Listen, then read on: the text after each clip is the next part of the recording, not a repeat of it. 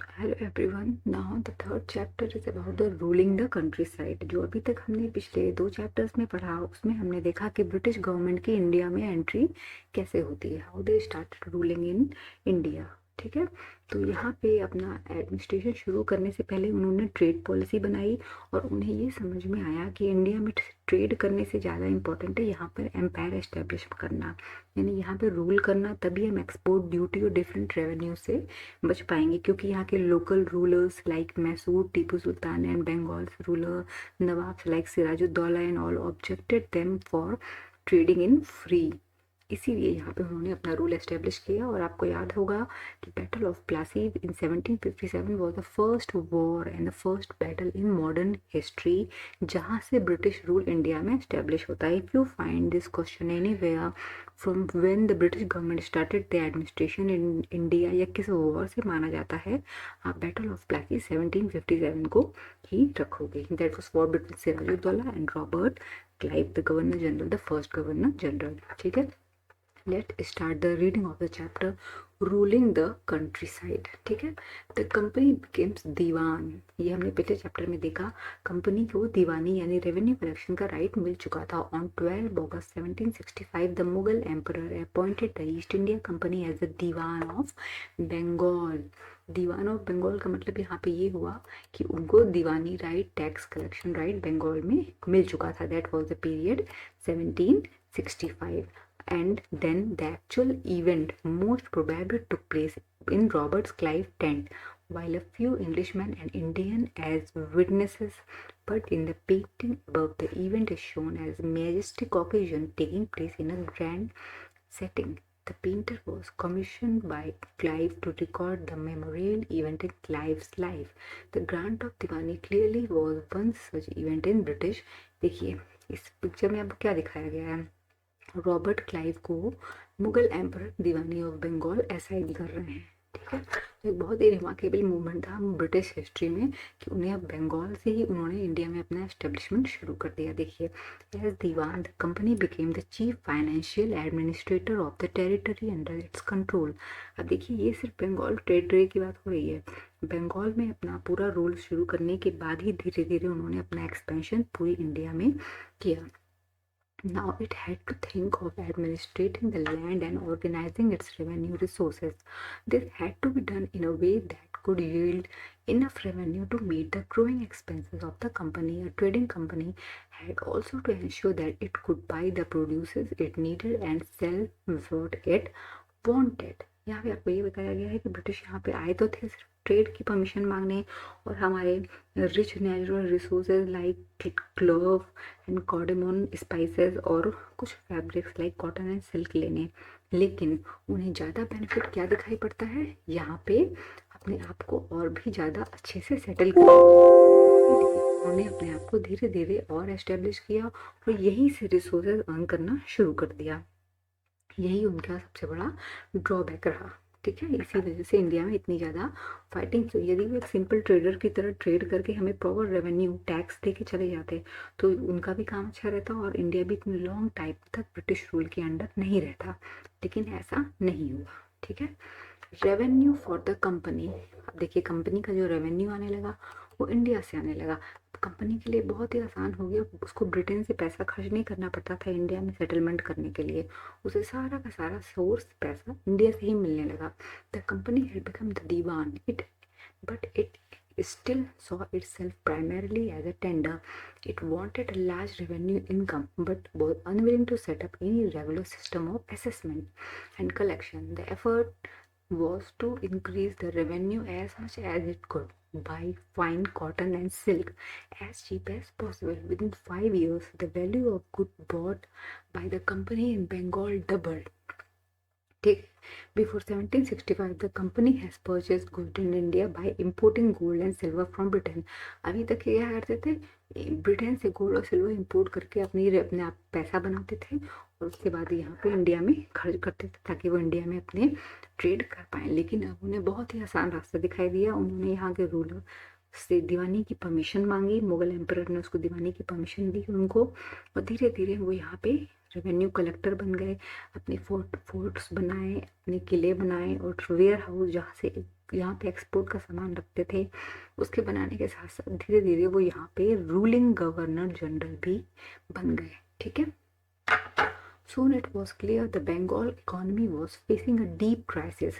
Artisans, सब जानते हो कि आर्टिजन्स यानी जो हाथ से काम करते हैं, जैसे हमारे कपड़े जो हाथ से बनाते हैं, हमारे बर्तन, मिट्टी के बर्तन जो उस समय बनते थे, ये सब चीज़ें जो बनाते थे उन्हें आर्टिजन्स कहते थे। Artisans were deserting villages since they were being forced to sell their goods to company at low prices. Peasants were unable to pay the dues that were being demanded from them. Artisans production was declined and agricultural cultivation showed sign of collapse. ये artisans और pageant इतने ज़्यादा परेशान क्यों हो गए? वो इसलिए परेशान हो गए क्योंकि उनसे इतनी ज़्यादा रेवेन्यू ब्रिटिश गवर्नमेंट ने डिमांड की, वो उसको पे नहीं कर पा रहे थे। इसकी वजह से एग्रीकल्चर, कल्टिवेशन एंड प्रोडक्शन सारा कुछ ख़त्म हो गया। Then in 1770, a terrible famine killed 10 million people in Bengal. About 1/3 of the population was wiped out. उसी समय एक फैमाइन आता है बंगाल में और वहाँ की आधी से ज़्यादा पॉपुलेशन ख़त्म हो जाती है। ठीक है। देखिए, the need to improve agriculture, तो ये टाइम था जब एग्रीकल्चर के इम्प्रूवमेंट की बहुत ही ज़्यादा ज़रूरत थी। ठीक है। देखिए, if the economy was in ruin, could the company be certain of its revenue income? नहीं, क्योंकि यदि इंडिया की इकॉनमी ही उनकी सोर्स ऑफ इनकम थी, यदि वही डिस्ट्रॉय हो गई तो ब्रिटिश गवर्नमेंट को पैसे कहाँ से मिलेंगे? Most company officials began to feel that investment in land had to be encouraged and agriculture had to be improved. पर उनको ये बात समझ आ गई थी, इंडियन लैंड से जो उनको रिच नेचुरल रिसोर्सेज, कपड़े, कॉटन, सिल्क और इंडिगो, नील, कपड़ों का डाई होता था, क्योंकि कॉटन तो सिर्फ वाइट कलर में कपड़े पर निकलते हैं। हम तो वाइट कलर के कपड़े नहीं पहनते, हम सारे कलर के कपड़े पहनते हैं। उसकी प्रोडक्शन करने के लिए इंडिया की एग्रीकल्चर को रिच करना बहुत ज़्यादा ज़रूरी था। How was this to be done? ये कैसे हो सकता है? After 2 decades of debate on the question, the company finally introduced the permanent settlement in 1793. ठीक है। देखिए, ईस्ट इंडिया कंपनी ने क्या किया, इंडिया का एक लैंड सेटलमेंट इंट्रोड्यूस किया जिसे उन्होंने परमानेंट सेटलमेंट दिया नाम 1793 में। By the term of the settlement, the rajas and the तालुकेदार्स were recognized as जमींदार। ठीक है। इसमें राजा और तालुकेदार को जमींदार कहा गया। जमींदार ये आप जानते होंगे, ये टर्म विलेज सेंस में यूज होता है, जो जमीनों पे टैक्स लेते हैं। They were asked to collect rent from the peasants and pay revenue to the company. सारा का सारा रेवेन्यू कलेक्ट करके ये ईस्ट इंडिया कंपनी के ऑफिसर्स को देते थे। The amount to be paid was fixed permanently. इस सेटलमेंट को परमानेंट सेटलमेंट क्यों कहा गया?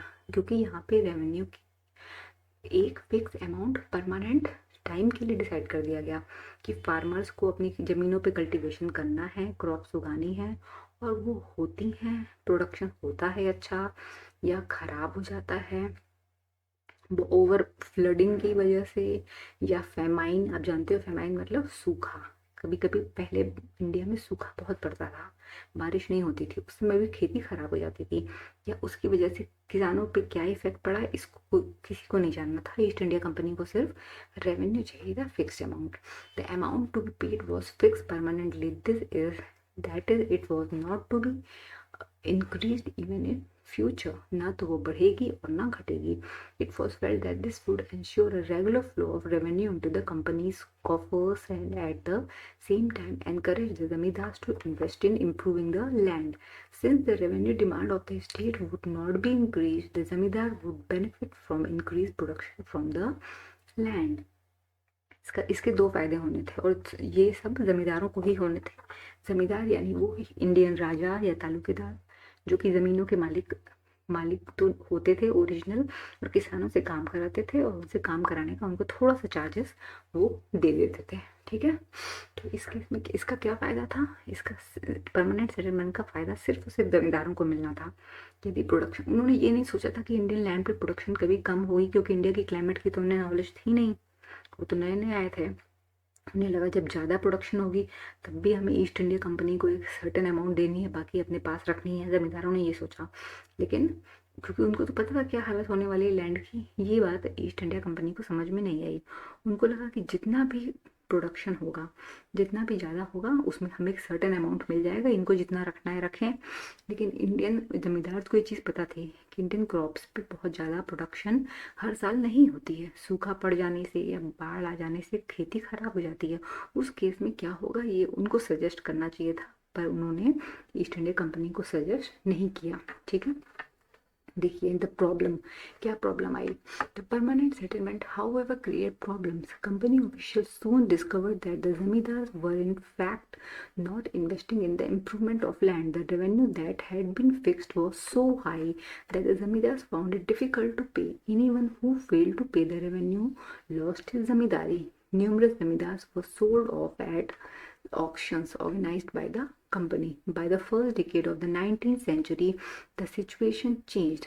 19th century के स्टार्टिंग में सिचुएशन चेंज हो जाती है. The prices of the market rose and the cultivation slowly expanded. This meant an increase in the income of the zamindars, but no gain of the company, since it could not increase a revenue demand that had been fixed permanently. Even then, the zamindars did not have an interest in improving the land. जमींदारों को तो पता था Indian जमीनों का, उनका कोई भी इंटरेस्ट नहीं था कि इंडिया की लैंड की कंडीशन सुधारी जाए. Some had lost their land in the earliest years of the settlement. Others now saw the possibility of earning without the trouble and risk of investment. As long as the zamindars could give out the land to the tenant and get rent, they were not interested in improving the land. ये सब problems थी.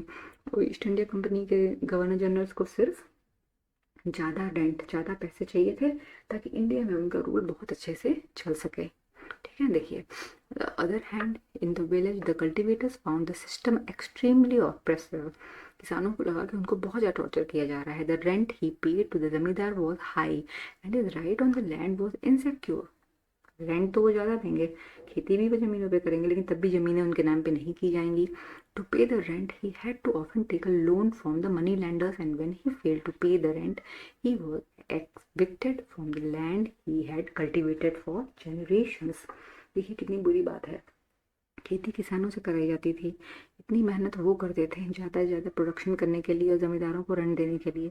लेकिन किसी साल यदि वो production नहीं होती थी किसी किसी वजह से, तो उनकी ज़मीनें उनसे छीन ली जाती थी. मतलब वो ज़मीनें जिस पे वो कितनी पुश्तों से खेती कर रहे थे, उन पे उनका नाम ही नहीं था. तो कितनी दुख की बात है. इंडियन फार्मर्स के साथ कितना बुरा हुआ.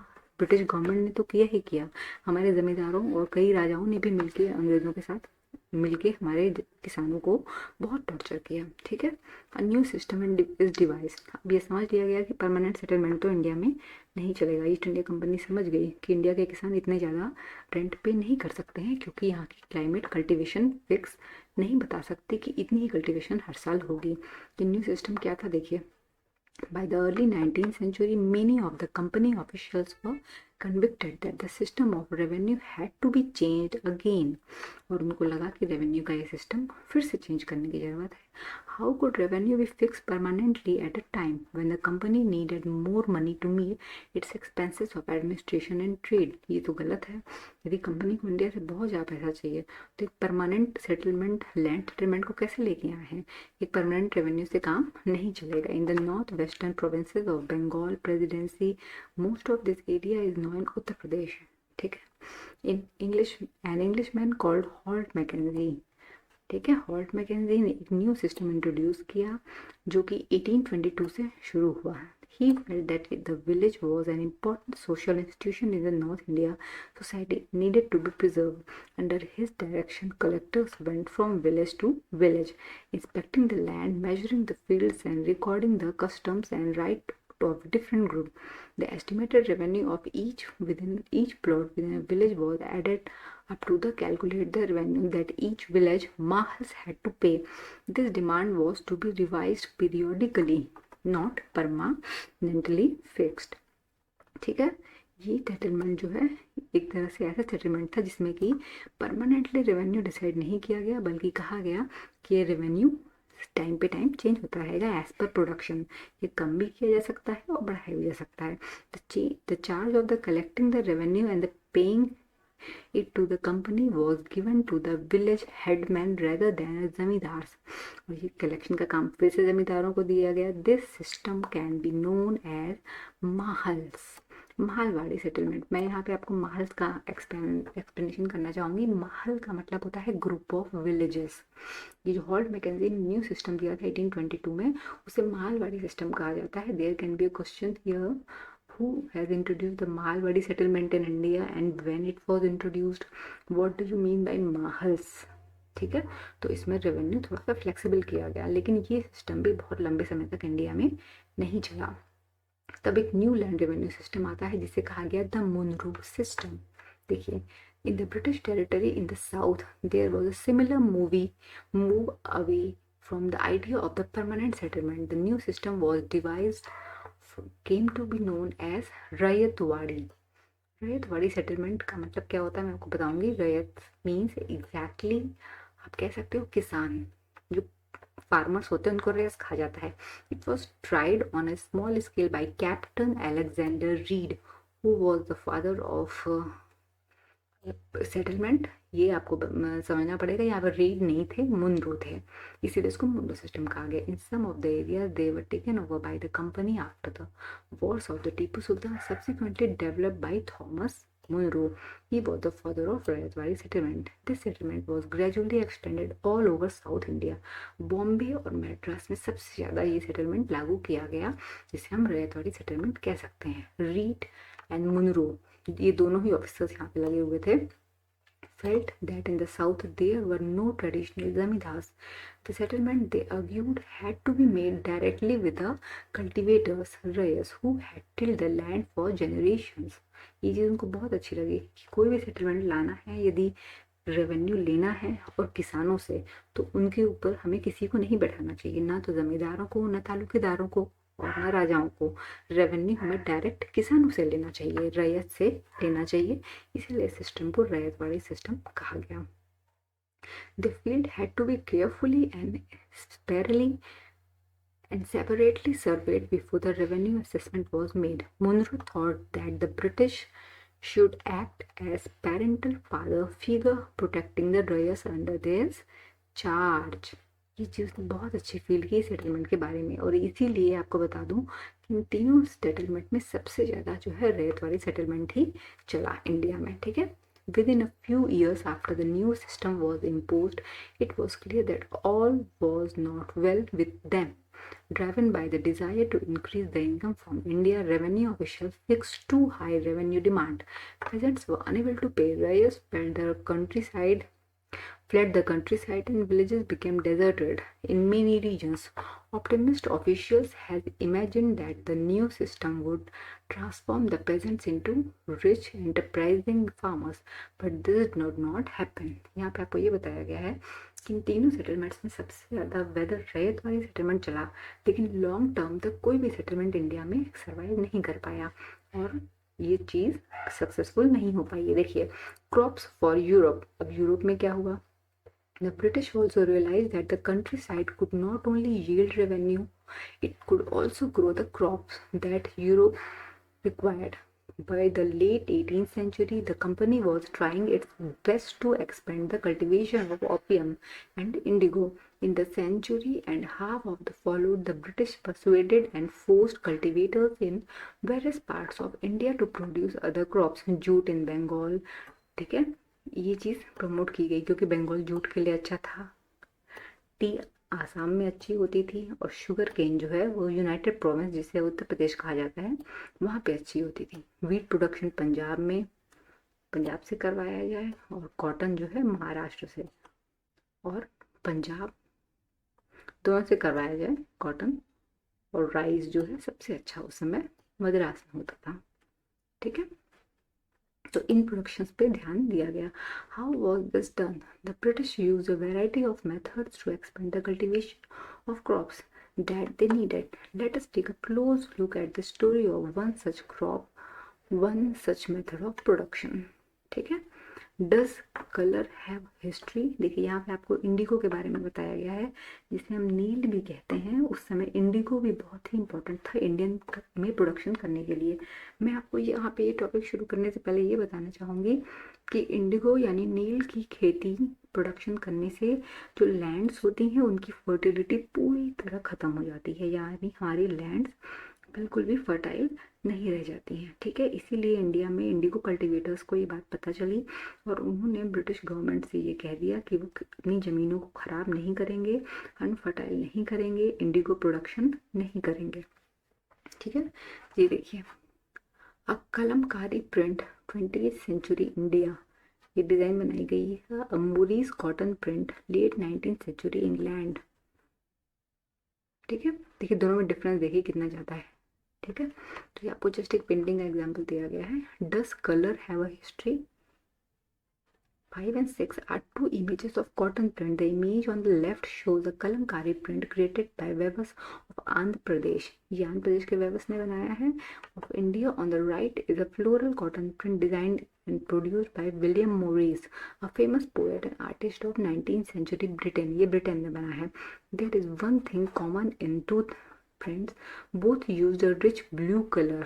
कौन सी चीज़ देखिए, दोनों में एक ब्लू कलर यूज हुआ है। Commonly called Indigo. Do you know how this colour was produced? The blue that you see in these prints were produced from a plant called indigo. It is likely that the blue dye used in the Maurice print in 19th century Britain was manufactured from indigo plants cultivated in India, for India was the biggest supplier of indigo in the world at that time. ठीक है, India की climate Indigo के लिए बहुत ही अच्छी थी। दुनिया में कहीं भी इतना अच्छा क्लाइमेट नहीं था इंडिगो के प्रोडक्शन के लिए जितना इंडिया में था। Why the demand for indigo, Indian Indigo, India से इंडिगो की डिमांड क्यों की गई? अंग्रेजों ने इंडिया में ही क्यों इंडिगो कल्टीवेशन पे एम्फसाइज? चलिए देखते हैं। The indigo plant grow primarily in the tropics. By the 13th century, Indian indigo was being used by cloth manufacturers in Italy, France and Britain to dye clothes. However, only a small amount of Indian indigo reached the European market and its price was very high. European cloth manufacturers therefore had to depend on another plant called woad to make violet and blue dyes. ठीक है, being a plant of the temperate zone, wood was more easily available in Europe. It was grown in northern Italy, southern France, and in part of Germany and Britain. Worried by the competition from indigo, wood producers in Europe pressurized their government to ban the import of indigo. यदि Indigo India से जाएगा तो would को Britain वाले खरीदेंगे नहीं, और would को नहीं खरीदेंगे तो उनके मार्केट का लॉस होगा। इसीलिए वो चाहते थे कि इंडिया से इंडिगो ब्रिटेन में ना जाए। ठीक है, cloth dyers however preferred indigo as a dye. Indigo produced a rich blue color, whereas the dye from the wood was pale and dull. ठीक है, यहाँ पिक्चर में देखिए कैसे डल सा ब्लू है, ये वाला ब्लू देखिए कितना डल है, और ये हमारा इंडिगो कितना ब्राइटनेस है, ब्लूइशनेस में कितनी अच्छा सा कलर इम्पैक्ट दे रहा है। By the 17th century, European cloth producers persuaded their government to relax the ban on indigo import. The French began cultivation indigo at Saint Domingo in the Caribbean island. The Portuguese in Brazil, English in Jamaica, and Spanish in Venezuela. Indigo plantation also came up in many parts of North America. मतलब tropical regions में ही हो सकती थी, इन जगहों पे Indigo की खेती की जाती थी। ठीक है, और इसका डाई और कलर जो बनता था वो बहुत ही फैंटास्टिक था। By the end of 18th century, the demand for Indian indigo grew further. Britain began to industrialize and its cotton production expanded dramatically, creating an enormous new demand for cloth dye. While the demand for indigo increased, its existing supplies from the West Indies and America collapsed for a variety of reasons. Between 1783 and 1789, the production of indigo in the world fell by half. Indigo का production आधा होने लग जाता है। Cloth dyers in Britain now desperately looked for new sources of indigo supply. From where could this indigo be produced? Indigo की खेती कहाँ से की जा सकती थी? Britain turned to India. Faced with the rising demand for indigo in Europe, the company in India looked for a way to expand the area under indigo cultivation. From the last decades of the 18th century, indigo cultivation in Bengal expanded rapidly, and Bengal indigo came to dominate the world market. In 1788, only about 30% of the Indian importers into Britain was from India. By 1810, the proportion had gone up 95%. As the indigo trade grew, commercial agents and officials of the company began investing in indigo production. Over the years, many company officials left their jobs to look after their indigo business. समझिए उनको Indigo business में इतना फायदा होने लगा कि east India company के कई ऑफिसर्स ने अपनी नौकरी छोड़ दी कि वो इंडिगो प्रोडक्शन में ही लगेंगे इंडिया में. Attracted by the prospect of high profit, numerous Scotsmen and Englishmen came to India and became planters. ये प्लांटर्स बन गए, इंडिगो के बीज खरीद के यहाँ के किसानों से लगवाते थे, उनको सैलरी देते थे और इंडिगो यहाँ से ले आते थे. पर धीरे धीरे इंडियंस को ये बात समझ में आ गई कि इंडिगो कल्टीवेशन से उनकी ज़मीनें बैरन हो जाएंगी, बैरन यानी बंजर हो जाएंगी. Those who had no money to produce indigo could get loans from company and the bank, and they were coming up as the time. और धीरे धीरे इंडिगो की डिमांड इतनी ज़्यादा बढ़ गई. देखिए इसका रिजल्ट मैं आपको यहाँ पे दिखाता हूँ. देखिए स्लेव्स, बंधकों को बना के उनसे इंडिगो की कल्टीवेशन कराई जाती थी. The slave revolt in the Saint Domingo in 1791 painted by January.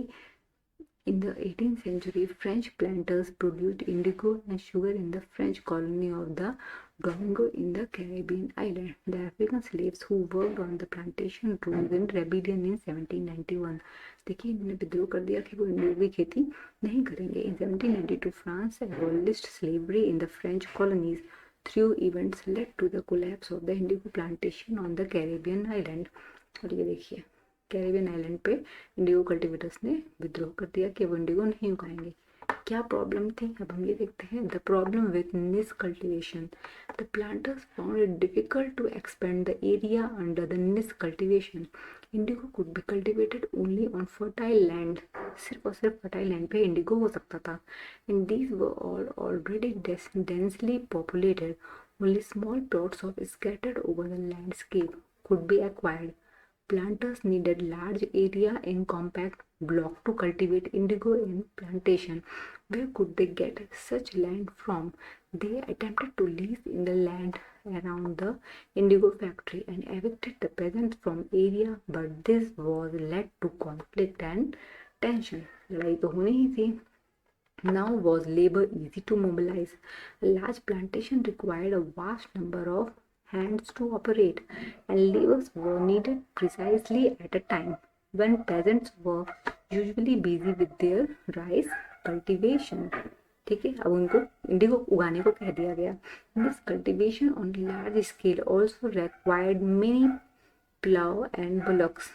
1 bigha of indigo cultivation required 2 plow. सोच लीजिए एक बीघे इंडिगो उगाने के लिए 2 प्लाउस की 2 हलों की जरूरत थी. This meant that a planter with 1000 bigha would need 2000 plow. Investing on purchase and maintenance of plow was a big problem, nor could supplies be easily got from the planters, since their plow and the bullocks were busy on their rice field again exactly at the time that the indigo planters needed them. Till the last 18th century, planters were therefore reluctant to expand area under niche cultivation. Less than 25% of the land production indigo was under this system. The rest was under the alternative mode of cultivation, the Rayat system. ठीक है, indigo on the land of ryot. देखिए अब क्या होता है. On the ryot system the planters force the ryot to sign a contract and agreement. सट्टा जिसे कहा जाता है कि प्लांटर्स से यानी किसानों से अंग्रेजों ने साइन करा लिया. At times they were pressurize the villages headman to sign the contract on behalf of the ryot. Those who signed the contracts got cash advances from the planters at a low rate of interest to produce indigo, but the loan committed to rayat cultivation indigo on at least 25% of the area under their holding. ठीक है, the planters provided seeds and the drill. इन किसानों को seeds भी दे दी गई, मशीनें भी दे दी गई, while the cultivators prepared the soil. और प्लांटर्स यानी कि जमींदारों को सीड्स दे दी गई, ड्रिल्स दे दी गई, किसानों को अलग से मिट्टी दी गई और सीड्स प्रोवाइड की गई ताकि वो अच्छा से अच्छा का इंडिगो प्रोडक्शन कर सकें। ठीक है, यहाँ पे देखिए पिक्चर में दिखाया गया है workers harvesting indigo in the early 18th century Bengal. देखिए उगा रहे हैं ये। From Colesworthy the grand rural life in Bengal 1816 India indigo plant was cut mostly by man. ठीक है, the indigo plant being brought from the field to the factory. अब ये field से उठा के फैक्ट्री में जा रहा है, फैक्ट्री में इससे यहाँ पे कलर डाई निकाला जाएगा। हाउ वॉज इंडिगो प्रोड्यूस्ड, ये इस पिक्चर में आपको पूरा इंडिगो प्रोडक्शन का प्रोसेस दिखाया गया है, इसको आप आराम से देख लीजिएगा। ठीक है, चलिए हम चैप्टर पे आते हैं। When the crop was delivered to the planters after the harvest a new loan was given to the ryot. रैयतों को पैसे दिए जाते थे इस काम के लिए। शुरू में तो उनको बहुत अच्छा लगता था कि एक particular amount of indigo production करने के लिए उन्हें एक लोन दिया जा रहा है, गवर्नमेंट की तरफ से पैसे दिए जा रहे हैं। And the cycle started all over again. Parents who were initially tempted by the loans soon realized that how harsh the system was. The price they got for the indigo they produced was very low and the cycle of loan never ended. ठीक है, एक loan दिया जाता था जिसपे production करते थे और ये लोन कभी ख़त्म ही नहीं होता था क्योंकि उनको सीड्स प्रोवाइड कर दिए जाते थे, फिर थोड़े से काम के पैसे दे दिए जाते थे, तो ये साइकिल चलती ही रहती थी। There were other problems too. क्या? The planters usually insisted that indigo be cultivated on the best soil in which peasants preferred to cultivate rice. यहीं पे लड़ाई शुरू होती है। Indigo moreover had deep root and it exhausted the soil rapidly. After an indigo harvest, the land could not be sown with rice. आपको पता है rice production करने के लिए लैंड को फर्टाइल होना बहुत ज़रूरी है। वो लैंड जिसपे राइस की प्रोडक्शन के लिए फार्मर्स अपने लैंड को बचा के रखते थे, इंडिगो प्लांटर्स यानी इंडिगो उगाने वाले ज़मींदार या ब्रिटिश चाहते थे कि उन्हीं लैंड्स पे राइस ना उगाया जाए बल्कि इंडिगो यानी नील की खेती की जाए। ये बात किसानों को अच्छी नहीं लगती थी क्योंकि उनकी ज़मीनें पूरी तरह से अनफर्टाइल हो जाती थी। एक बार इंडिगो प्लांट इतना लंबा लंबा होता था, उसकी जड़ें इतनी ज़्यादा डबल, जितना ऊपर होता था उसकी डबल नीचे होती थी। आपको पता होगा ये, कोई भी प्लांट ऊपर जितना होता है उसकी डबल उसके रूट्स होते हैं नीचे। तो वो रूट्स पूरी की पूरी सॉइल को एग्जॉस्ट कर लेते थे, उसकी फर्टिलिटी। ठीक है, तो ये देखिए इसीलिए यहाँ पे इंडिया में शुरू होता है the blue rebellion and after. उसके बाद क्या होता है, in March 1859 thousand of ryots in Bengal refuse to grow indigo as the rebellion spread. Ryots refuse to pay rent to the planters.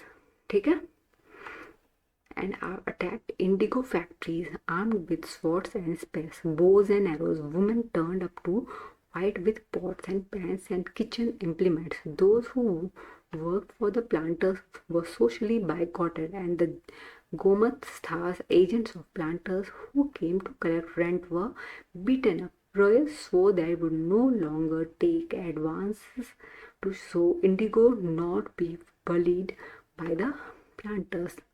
Lathiyals, the lathi wielders, strong men maintained by the planters. ये declare कर दिया कि अब वो Indigo की खेती कभी भी नहीं करेंगे। Why did the indigo peasants decided that they would no longer remain silent? What gave them the power to rebel?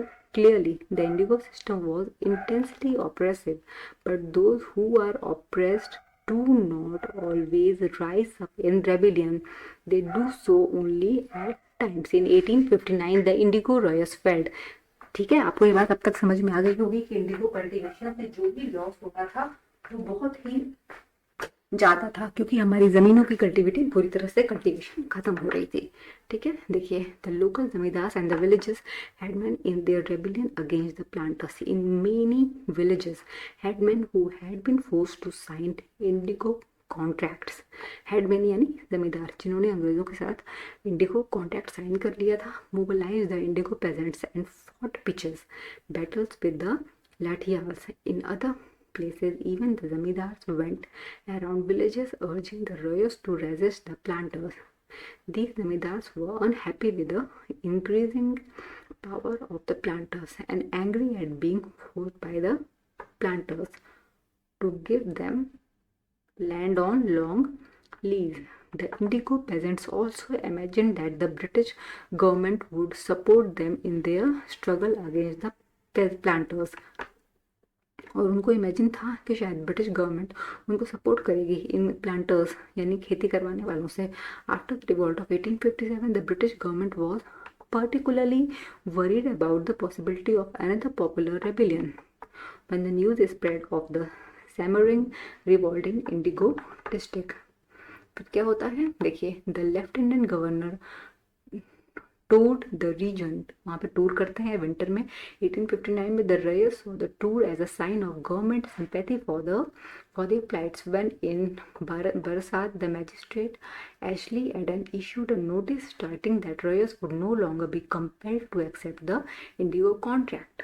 ठीक है, उनको कह दिया गया कि रैयतों को यानी किसानों को कोई भी कॉन्ट्रैक्ट साइन करने से के लिए फोर्स नहीं करेगा. यदि वो नहीं चाहते हैं अपनी लैंड पे इंडिगो कल्टीवेशन तो उनसे नहीं कराई जाएगी. Words went around the Queen Victoria and had declared the indigo need not be sown. Eden was trying to pedicate the peasants and control an explosive situation. ये सब मैनेजमेंट किया गया कि एक्सप्लोजन ना हो, यानी कि जितने भी प्लांटर्स हैं, किसान हैं, वो ब्रिटिश गवर्नमेंट के अगेंस्ट विद्रोह ना कर दें. ठीक है, रेबिलियन ना कर दें कि उनको इंडिगो प्रोडक्शन नहीं करना है. But his action was read as support for the rebellion. पर काम यहाँ पे उल्टा होता है. देखिए, as the rebellion spread intellectuals from Calcutta rush to the indigo district. They wrote of the misery of the rayers, the tyranny of the planters, and the horrors of the indigo system. Worried by the rebellion, the government brought in the military to protect the planters from the assault and set up indigo commissioners to inquire into the system of the indigo plantation production. The commissioner held the planters guilty and criticized them for coercive method they used with indigo cultivation. He declared that indigo production was not profitable for rayers. The commissioner asked the rayer to fulfill their existing contract, but also told them that they could refuse to produce indigo in future. ठीक है, after the revolt, indigo revolt खत्म हो जाती है. Indigo production collapsed in Bengal, मतलब पूरी तरह से खत्म हो जाती है. But the planters now shifted their operation to Bihar with the discovery of synthetic dyes in late 18th century. अब सिंथेटिक डाई बनानी जाने लगी, इंडिगो की खेती नहीं करवाई जाएगी, बल्कि एक सिंथेटिक डाई यानी कलर से कपड़ों को रंगा जाएगा. और लेट 19th सेंचुरी में their business was severely affected, but yet they managed to expand production. When Mahatma Gandhi returned from South Africa, a peasant from Bihar persuaded him to visit Champaran and see the plight of the indigo cultivation there. Mahatma Gandhi visit in 1970 marked the beginning of the Champaran and movement against the indigo planters. ठीक है, चंपारण से महात्मा गांधी 1917 में आते हैं. और उसके बाद क्या होता है, इंडिगो कल्टीवेटर्स से रिलेटेड ही ये मूवमेंट भी था. और 1917 beginning of 1917 Champaran movement against the Indigo planters. ये इंडिगो प्लांटर्स का विद्रोह करने के लिए था कि किसानों से फोर्सफुली इंडिगो की कल्टीवेशन नहीं कराई जाएगी. ठीक है, now hope the chapter is well explained. बहुत इंटरेस्टिंग चैप्टर था, आपको इसमें सब कुछ अच्छे से समझ में आया होगा. और ज़्यादातर इसमें इंडिगो प्लांटर्स की कहानी बताई गई है, आप इसको ध्यान से देखिएगा. हाउ वाज इंडिगो प्रोड्यूस्ड, देखिए कैसे प्रोडक्शन कैसे की जा रही है. ठीक है, ये देखिए, ये फिगर वाइज आपको समझाया गया है. फिगर 10 में क्या है, Indigo factory located near Indigo field. Indigo field के पास ही एक इंडिगो फैक्ट्री सेटअप की गई है, प्लांटिंग बाय विलियम सिम्पसन. 1863 में इसने की थी. तो Indigo villages were usually around indigo factory. ये गाँव के पास ही फैक्ट्री बना लेते थे. ओन्ड बाई प्लांटर्स, ये प्लांटर्स की होती थी, यानी वो जमींदार जो इस पे खेती करवाते थे. After harvest the indigo plant was taken into vats in the industry factory में ले जाए जाते थे. 3 or 4 vats were needed to manufacture the dye. और इस वैट्स का मतलब इनके करेक्टेड इस तरह से करेक्ट किया जाता था और इससे डाई निकाली जाती थी. डाई यानी कलर्स. ठीक है, and each vat had a separate function. The leaves stripped off, पत्तियां हटा दी जाती थी। Indigo plants were first soaked in warm water, गर्म पानी में डुबोते थे, in a vat known as the fermenting or stepping wet for several hours. When the planters fermented, the liquid began to boil, ठीक है, and bubble. जब उसको पानी में डुबो के बॉयल गर्म पानी में करते थे तो फिर वो कलर निकलता था. Now the rotten leaves were taken out and the liquid drained into another vat that was placed just before the first vat. इस तरह से इंडिगो निकाला जाता था. देखिए उसके बाद इसको बॉयल किया जाता था. और द वुमेन देखिए क्या कर रही है, usually carried indigo plants to vats. Vats का फैक्ट्री की तरह यूज कर सकते हो, ठीक है, वहां पे इनसे निकाला जाता है. तो hope the chapter you have understood well. And if any query regarding this, जो भी इसमें हाईलाइटेड पोर्शन है उसको आप क्वेश्चन की तरह मैं आपको लिखवा दूंगी, ध्यान दीजिएगा, बहुत ही इंपॉर्टेंट होते हैं. वही चीज़ मैं अपने चैप्टर में हाईलाइट करती हूँ, ठीक है. और उसके अब हम स्टार्ट करते हैं explanation of the back exercise. And if any query regarding the chapter you can ask. Now the question answer of the chapter is follow the back exercise. First of all, match the following.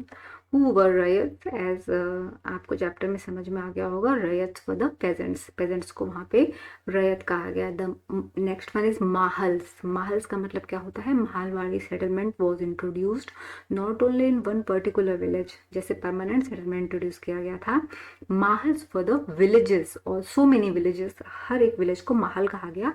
And माहलवाड़ी settlement was introduced in group of villages. Now निज, निज एक Hindi term है. निज का मतलब होता है personal.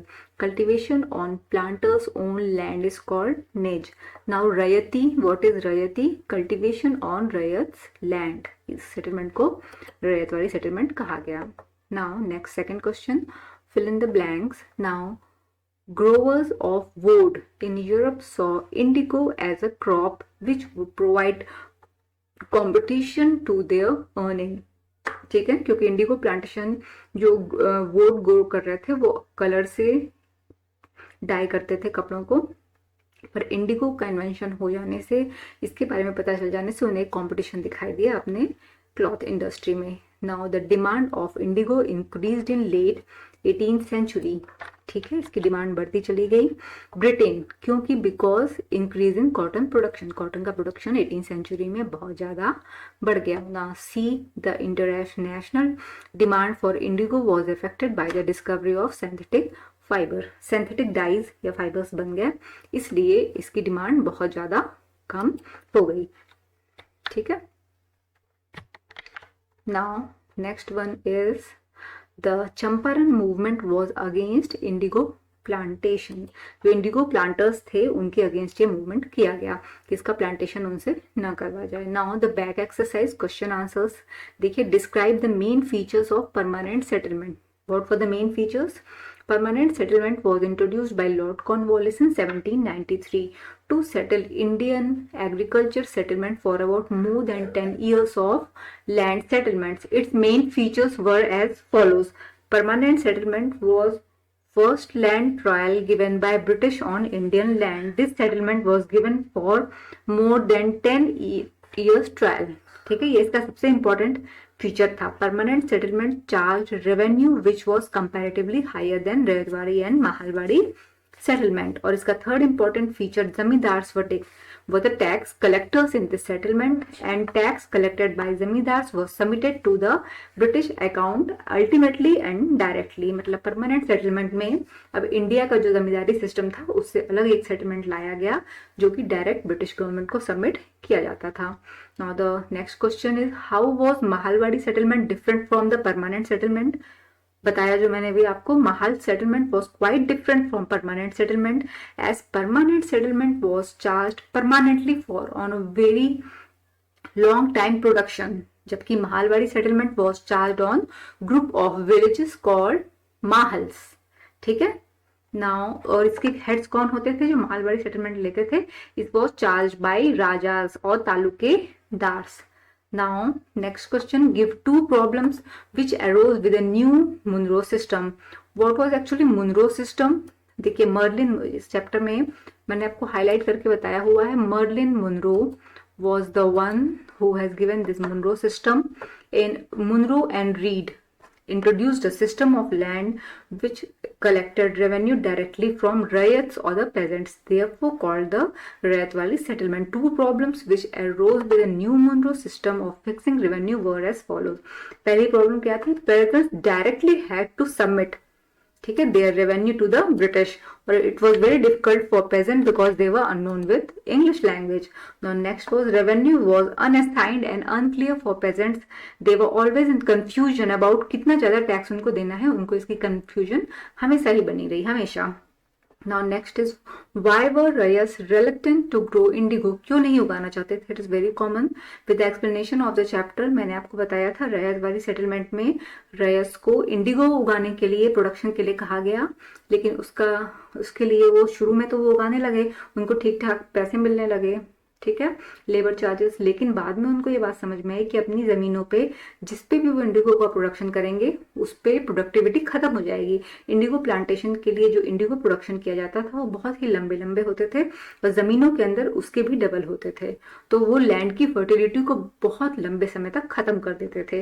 ये इसमें मैंने आपको रिटर्न में दे दिया है. Because present rats were reluctant to grow indigo because of its production is meant, क्योंकि इसका प्रोडक्शन बना है for tropical climate and not for Indian monsoon climate, ठीक है. Indigo production left Indian lands unfertile for a very long period of time, ठीक है.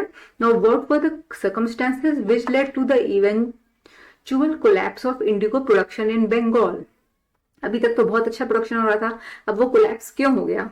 ठीक है, देखिए the reasons were as follows. First, peasants in Bengal were unhappy with the production of indigo. उनको अच्छा नहीं लगा क्योंकि एक क्रॉप इंडिया में कभी भी एक क्रॉप एक जमीन पे लगातार नहीं अभी तक ग्रो की जाती थी. इंडिगो कोई खाने की चीज तो है नहीं, राइस या व्हीट, उसके प्रोडक्शन से हमारे फार्मर्स को फायदा हो, ठीक है, तो इसलिए वो इससे बहुत ही जल्दी अनहैप्पी हो गए. Now B, the lands were left barren. Barren का मतलब होता है unfertile for a very long period of time after indigo plantation. इसलिए भी हमारे पेजेंट्स इसको लेके बहुत ज्यादा रिलक्टेंट एंड अनहैप्पी हो गए. Now invention of synthetic dies, जो इन्वेंशन यूरोप में हो गया उसकी वजह से इंडिगो प्लांटेशन डिस्करेज होने लगी और उसको रिप्लेस किया जाने लगा कि इसकी इतनी ज्यादा जरूरत नहीं है, ठीक है.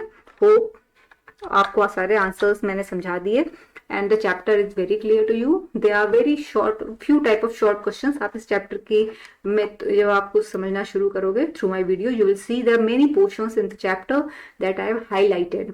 उन highlighting का मतलब यही है that they are the answers, ठीक है, of various questions.